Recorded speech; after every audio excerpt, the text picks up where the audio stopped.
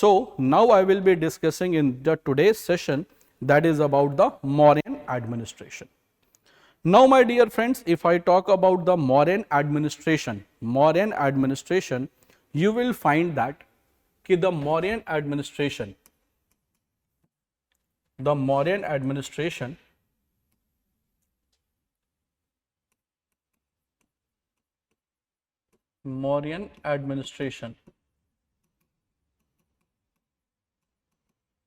what type of system it was? So Mauryan administrative system was monarchical in nature, and it was highly centralized in nature. So it was monarchical and it was highly centralized in nature. So it was monarchical and highly centralized system in nature. So the Mauryan system was highly centralized. Highly centralized, what I mean to say, it was governed from the capital. So you will find that it was governed from the capital city. So mainly governed from capital city, that was Patliputra.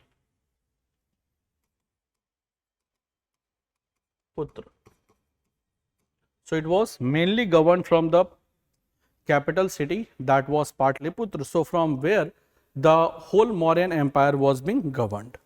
And you will find, my dear friends, that the Mauryans, they have the largest bureaucracy of ancient India. So since you will see that the Mauryans, they control the maximum part of Indian subcontinent. So Mauryans, since they control,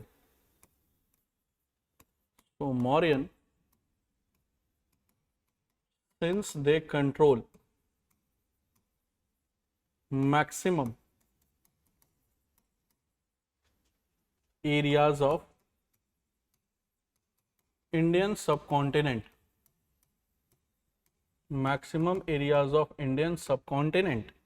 therefore to rule effectively,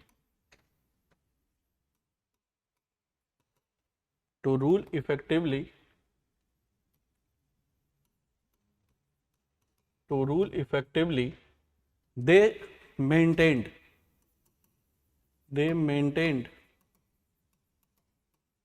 a big chain of bureaucracy,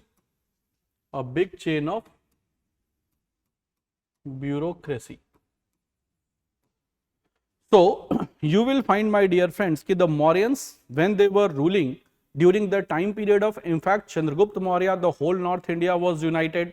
During the time of Bindusar, Mauryans, they went up to Deccan, and during the time of Ashok, you will find that the Mauryans, they reached up to Brahmagiri, that was in Karnataka. So you will find that, guys, कि maximum Indian subcontinent was under the rule of Mauryans. तो आप देखोगे कि जो maximum Indian subcontinent का area था, that was under the Mauryan Empire. तो Mauryan empire के अंडर में इतना बड़ा एरिया है, तो इतने बड़े एरिया को चलाओगे कैसे? सबसे बड़ा कि आपका एम्पायर बहुत बड़ा है, और सबसे बड़ा, इतना बड़ा एम्पायर है, तो उसको चलाने के लिए आपको एक बड़ी नौकरशाही की जरूरत पड़ेगी, बड़े नंबर ऑफ ऑफिसर्स की जरूरत पड़ेगी. तो इसीलिए दोस्तों कहा जाता है कि the Mauryans, they have the largest bureaucracy of ancient India, क्योंकि इनका एरिया ऑफ रूल बहुत बड़ा था. तो maximum area of Indian subcontinent Mauryans ने कवर कर लिया था, और चूंकि जब मैक्सिमम एरिया मौर्यंस ने कवर कर लिया, तो उस एरिया में इफेक्टिवली रूल करने के लिए what they need, so they need a big chain of bureaucracy.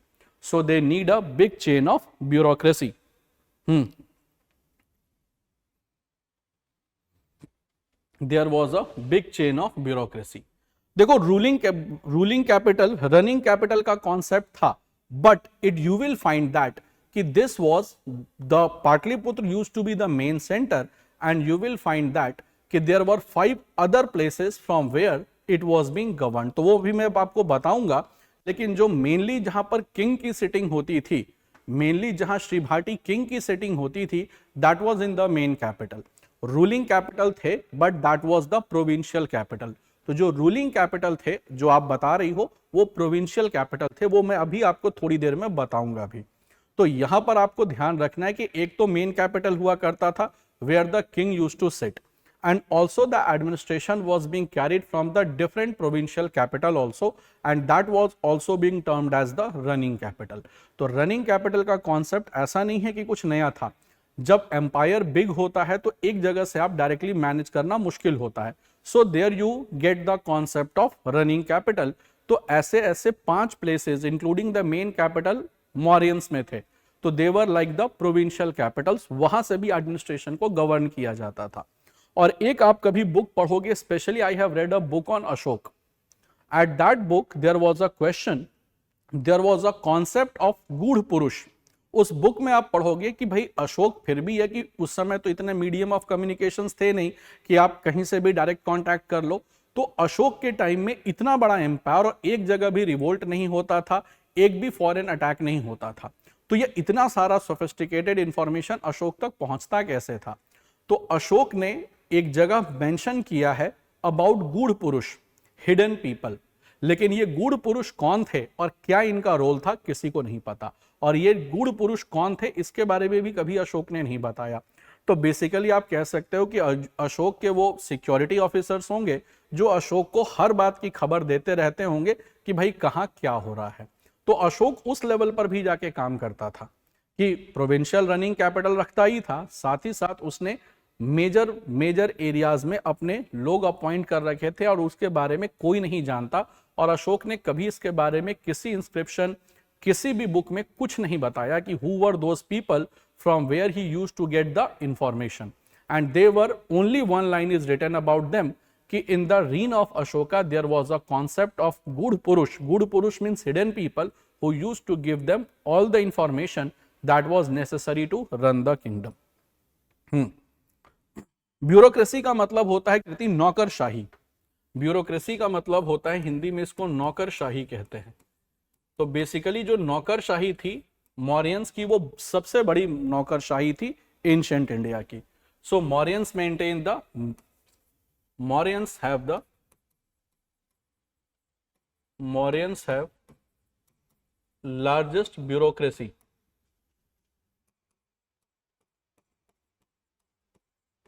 largest bureaucracy of ancient India. Largest bureaucracy of ancient India. And to pay the bureaucrats, to pay the, and they were given cash payment, and bureaucrats and the officials,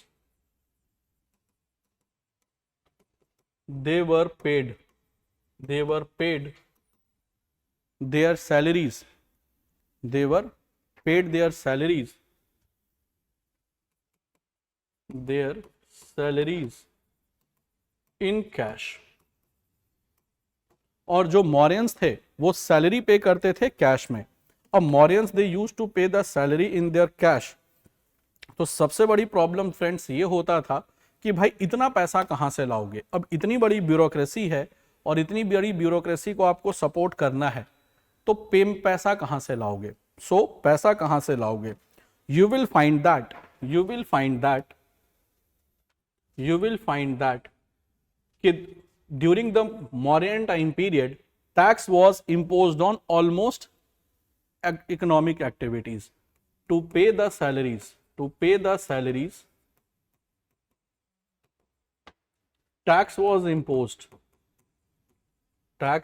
imposed on almost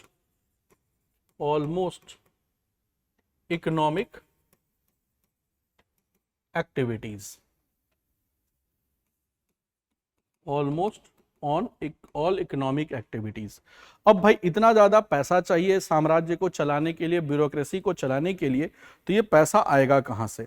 तो पैसा आएगा from the economic activities. तो उस काल में Mauryan time period में जितने भी इकोनॉमिक एक्टिविटीज होती थी सारी टैक्स थी, यानी सारे पर टैक्स लिया करता था मौर्यन एम्पायर। और जब आप इकोनॉमिक एक्टिविटीज को टैक्स कर देते हैं, जब आप इकोनॉमिक एक्टिविटीज को टैक्स कर देते हैं, that becomes legal. So that economic activity becomes, that economic activity becomes legal. तो वो इकोनॉमिक एक्टिविटीज लीगल हो जाती थी। जैसे दोस्तों आप एक कॉन्सेप्ट पढ़ेंगे मौर्यंस में कि there was an officer who was known as Ganikadhyaksha, and Ganikadhyaksha they were like the dancing girls of age of now. So the tax was imposed on this type of activities as well. So you will find that ki in Mauryan time period maximum economic activities they were under the ambit of tax, and if you put any economic activity under the ambit of tax, that means you are paying tax to the government, that becomes a legal economic activity. So maximum profession during the Mauryan time period was legalized, और legalize करने का सबसे बड़ा reason था कि वहां से tax मिलेगा और उसी टैक्स के पैसे से इतना बड़ा ब्यूरोक्रेसी को सपोर्ट किया जाएगा। So that was the major concern for the imposing tax on almost every economic activities.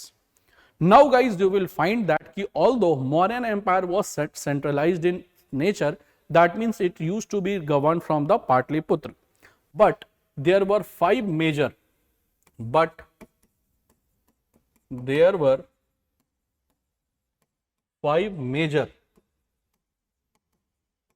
political centers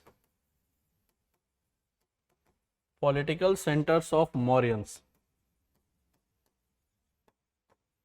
There were five major political centers of Mauryans. तो देखो वैसे तो सीधा सीधा पाटलिपुत्र से गवर्न किया जाता था, बट इनके भी 5 अदर सेंटर्स भी थे from where they used to govern the whole empire, and the first centre was the capital, was the capital, that was Patliputra. तो पहला तो सीधा कैपिटल ही हुआ करता था, that was Pataliputra. Second was Uttarapath. Uttarapath means northern part. Northern part capital was Takshashila. Third, Dakshinapath. The capital was Suvarnagiri.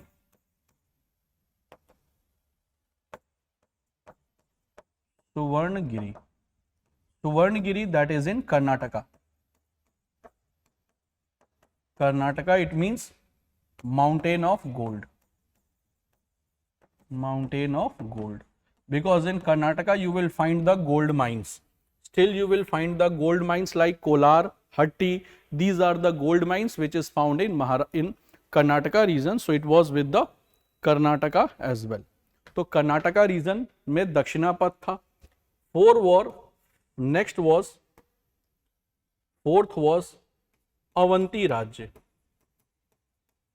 Avanti Rajya, guys, that is the Madhya Pradesh area. Avanti Rajya, the capital was Ujjaini.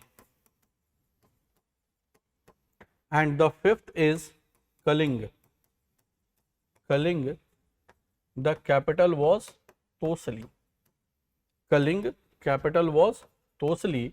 And these 5 major areas, they were also being referred as the running capitals. So these 5 major places like Patliputra, Takshashila, Suvarnagiri, Ujjaini and Tosali, they were also being referred as running capitals. So apart from this Patliputra, which was the permanent capital, they have the concept of running capital as well, and these running capitals was like the provincial capitals from where the area was used to get governed. So am I clear to all of you guys कि what was the concept of the running capital? And running capital was technically nothing but it was the provincial capital during the Mauryan time period from where the administration of the areas that was did. और देखो मौर्यंस कितने होशियार थे, पूरा का पूरा जो northern India था that was Takshashila, southern India Brahma Suvarnagiri that is in Karnataka region, third is Avanti central India that is Ujjaini, fourth eastern part Kalinga Orissa, and then we have the main capital Patliputra, and king used to sit in Patliputra and used to control the kingdoms through the running capitals as well. तो ये पूरा का पूरा centralise system से control करते थे, हालांकि running capital थी but the decision used to be the decision, the final decision was always of the ruler and the ruler used to sit in Pataliputra. तो ये बात सबको समझ आया। देखो टैक्स हर जगह से प्रज्ञा कलेक्ट होता था, tax was collected from every region of Mauryan empire, tax was collected from every region of Mauryan empire. So just to support this biggest bureaucracy they need tax, they need money, and from money where it will come from the tax. तो basically Mauryans time period में जितने भी professions आप देखोगे वो सारे taxable professions थे, because सब पर टैक्स लगता था। क्यों टैक्स लगता था सारे प्रोफेशंस पर? Reason was to support the bureaucracy, the biggest bureaucracy of ancient India. Reason was this कि they used to, the Mauryan rulers used to pay the salary to their officers और officials in cash. अब cash पैसा देना है, पैसा आएगा कहां से? तो पैसा आएगा टैक्स से। इसलिए मौर्यन टाइम पीरियड में हर एक प्रोफेशन लीगलाइज था, क्योंकि हर एक प्रोफेशन टैक्सेबल था। बात समझ आया? रनिंग कैपिटल का देखो रोल क्या होता है कि यहां से आप एडमिनिस्ट्रेशन को भी कंट्रोल कर सकते हैं, क्योंकि कई बार आप पाटलिपुत्र में बैठे हुए हैं, you will not get the information कि what exactly is happening in the southern, in the Takshashila. So what you will do, you will make the capital of, you will make an area Uttarapath and then it is the capital. So the in charge of the Uttarapath, generally they were the royal prince. So they used to inform if any type of activity that is happening around them. जैसे जिस समय Ashok when he was the prince, he was the in charge of Ujjain. तो he was the in charge of Ujjain कि उज्जैन में कुछ भी होगा वो अशोक उसको हैंडल करेगा। So that was like the provincial capital from where you can rule effectively. So ये effective ruling के लिए provincial capitals बनाए जाते थे, and the provincial capitals they were headed by the royal prince. तो जो भी प्रिंस होते थे, जो भी राजकुमार होते थे, उन्हीं को इन एरियाज का हेड बनाया जाता था। जैसे कहते हैं कि Sushim was the head of Takshashila, तो तक्षशिला में एक बार रिवोल्ट हो गया तो अशोक जाकर के उसने रिवोल्ट को दबा दिया। तो इसी वजह से था, क्योंकि जो भी प्रोविंशियल कैपिटल से इफेक्टिव रूलिंग इंश्योर होती थी, क्योंकि सब चीजें सेंटर से गवर्न होने लगेंगी तो वहां टाइम लग जाएगा रिसोर्सेज को पहुंचने में। इसीलिए जैसे आज स्टेट गवर्नमेंट होती है, उस समय प्रोविंशियल गवर्नमेंट थी, स्टेट के अपने कैपिटल्स हैं, उस समय प्रोविंसेस के अपने कैपिटल्स होते थे, that is to rule effectively. I hope it is clear to all. Dakshinapath, it is the southern area, southern part of the empire called Dakshinapath. Uttarapath, northern part of empire was called Uttarapath. So Uttarapath north, because उत्तर का मतलब क्या होता है? North. दक्षिण का मतलब क्या होता है? South. So Uttarapath, it was the name of the province, capital was Takshashila. Dakshinapath, name of the province, capital was Suvarnagiri. ये बात सबको समझ आ गई? ये बात सबको क्लियर है? तो I hope Pragya doubt is clear, Shri Bhati was clear and Kriti Bishnoi, ये भी आपको समझ आ गया। So am I clear to all of you guys? यहां तक सबको बात क्लियर है?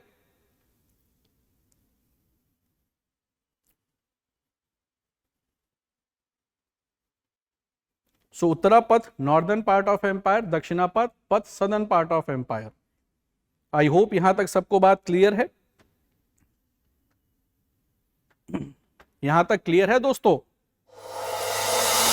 अब एग्जाम की तैयारी को और बेहतर करने के लिए हमारे चैनल को लाइक, शेयर और सब्सक्राइब करना ना भूलें।